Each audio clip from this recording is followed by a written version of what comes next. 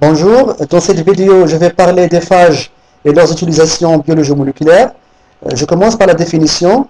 Les phages ou bactériophages, ce sont des virus qui se trouvent partout et qui n'attaquent que des bactéries qui constituent leurs cellules hôtes pour assurer leur réplication à l'aide du matériel génétique qu'ils possèdent. Et par conséquent, ce sont obligatoirement des parasites. Donc ça, c'est la définition simple des phages. L'exemple le plus connu des phages est celui du phage lambda, qui est un virus qui attaque les entérobactéries comme Escherichia coli. Alors, ce virus possède un ADN de bleu brun d'une taille d'environ 49 kPa de base dans une tête qu'on appelle capside de forme icosaédrique attachée à une queue et des fibrilles qui lui permettent de s'ancrer sur la bactérie. Ce virus peut se répliquer selon les deux cycles d'évolution des virus, l'éthique et l'isogénique. Rappelle que le cycle l'éthique, c'est un cycle durant lequel le virus se réplique très rapidement et finit par la mort de la cellule hôte qui est la bactérie. Dans le cycle lysogénique, le virus intègre silencieusement son matériel génétique avec celui de la bactérie pour être répliqué en même temps que le génome de l'hôte qui est la bactérie. Voici la structure du génome du phage lambda qui est constituée de différentes parties. Une partie qui donne les composantes nécessaires pour la formation de la capside, une deuxième partie qui code pour les éléments nécessaires pour la formation de la queue, et deux régions qui codent pour les enzymes et les protéines nécessaires pour la réplication et le processus du cycle l'éthique du virus. Une caractéristique importante du génome de ce phage, c'est qu'il possède deux extrémités cohésives inégales, ce qu'on appelle séquences COS, qui sont des séquences répétées donnant des bouts cohésifs aux deux extrémités et qui sont complémentaires de telle sorte que l'ADN linéaire du phage peut devenir circulaire. Pour les domaines d'application des phages, ils peuvent être utilisés dans le processus de transduction qui consiste à introduire et à cloner un ADN recombinant dans des bactéries pour construire ce qu'on appelle des banques d'ADN en utilisant soit des ADN génomiques, soit des ADN complémentaires que nous détaillons par la suite. Je prends l'exemple du clonage pour création d'une banque génomique à partir du génome humain. Pour cela, on digère l'ADN extrait à l'aide de l'enzyme de restriction C3A qui coupe de la même façon que l'enzyme de restriction BAMH1. Pourquoi BAMH1? Parce que la digestion de l'ADN viral nécessitera cette enzyme pour éliminer la région d'ADN responsable de la réplication et du processus de cycle lytique du virus pour garder les bactéries toujours vivantes dans l'objectif d'assurer la multiplication des virus via leur cycle lysogénique qui vont permettre d'avoir cette banque génomique qu'on veut. Une fois on a fait la digestion de l'ADN génomique humain et celui des virus, l'étape suivante consiste à cloner cet ADN génomique dans l'ADN viral pour construire un ADN recombinant bien sûr à l'aide d'une enzyme, l'ADN ligase. Cet ADN recombinant qu'on mettra avec un mélange d'assemblage in vitro du phage lambda afin de construire des virions qui vont infecter les bactéries Escherichia coli pour multiplication ainsi d'obtenir une banque d'ADN génomique.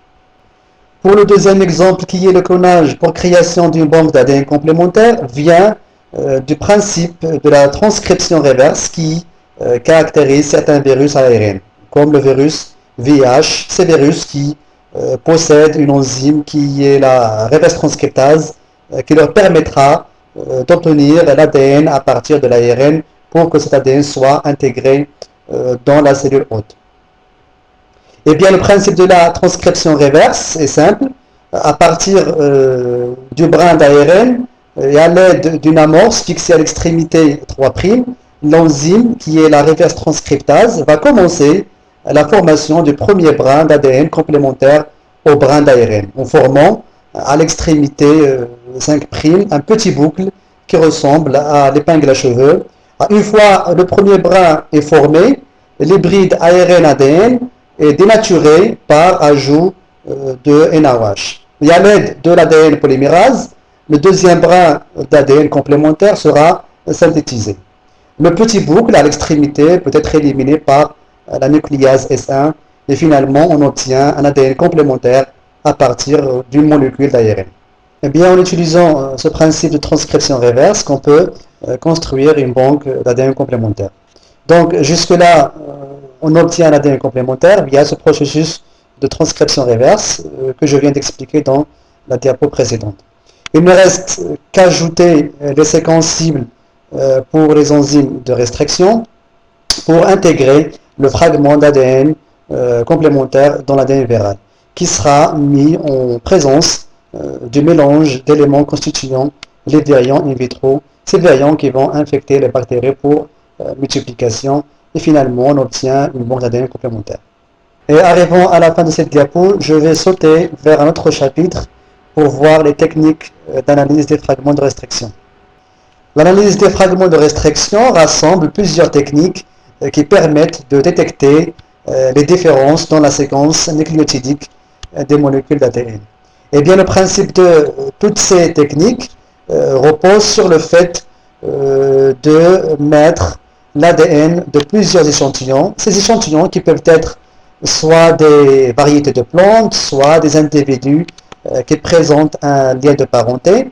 Eh bien, on met l'ADN de chaque échantillon dans un tube séparé, et puis on ajoute des enzymes de restriction qui sont bien choisies, et après digestion, on laisse migrer le produit de cette digestion. Bien évidemment, quand on ajoute des enzymes de restriction, eh bien, on obtient plusieurs fragments d'ADN de différentes tailles. On met c'est-à-dire le produit de cette digestion dans des puits séparés, et puis on laisse migrer sur gel après électrophorèse. Et bien le résultat, on obtient dans chaque puits des fragments d'ADN de différentes tailles, et cette différence de taille qui permet de détecter les différences entre les individus, cette différence de point de vue génotypique. Je vais parler uniquement d'une seule technique d'analyse des fragments de restriction qui est les marqueurs moléculaires par FLP, qui veut dire polymorphisme de longueur des fragments de restriction. C'est une technique aussi dont le principe repose sur la digestion de l'ADN par une ou plusieurs enzymes de restriction qui vont faire des coupures au niveau de l'ADN qui contient des sites spécifiques à ces enzymes. Ces fragments qui vont être par la suite séparés puis hybridés avec un ADN sonde qu'on a récupéré à travers une banque d'ADN génomique ou bien complémentaire d'une espèce proche de l'espèce à étudier. Je commence à détailler cette technique étape par étape. Dans cet exemple, on va prendre 3 échantillons d'ADN pour lesquels on veut faire une analyse afin de détecter une éventuelle différence au sein d'un gène déterminé. Eh bien, dans les 3 échantillons qui contiennent l'ADN, on ajoute les enzymes de restriction qui vont couper l'ADN en fragments de différentes tailles. Et après électrophorèse, les fragments d'ADN vont migrer dans le gel présentant chacun un profil électrophorétique caractéristique de bande. À l'aide de la technique de Southern Blot, le gel est placé dans une solution alcaline et mis entre une éponge et feuille de nitrocellulose. Sous l'effet de capillarité, l'ADN va être transféré vers la feuille nitrocellulose en forme monocaténaire dénaturée, bien sûr par la présence de la solution alcaline. Après, la feuille nitrocellulose est extraite et mise en présence d'une solution qui contient une sonde d'ADN monocaténaire radioactive qui va se fixer avec l'autre brin complémentaire du gène recherché. Une fois scellé par appareillement des bases, des fragments issus de la digestion et par autoradiographie, la radioactivité de la sonde permet d'obtenir le profil des bandes caractéristiques à chaque échantillon. Et finalement, on voit que les échantillons 1 et 2 sont identiques, alors que l'échantillon 3 est différent, probablement suite à une mutation dans le gène.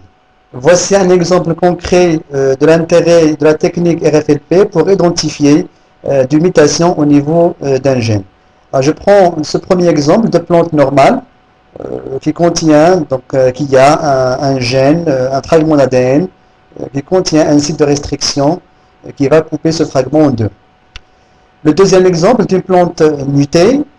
Cette plante qui possède le même site de restriction, mais quelque part ici, il y a une substitution de ce nucléotide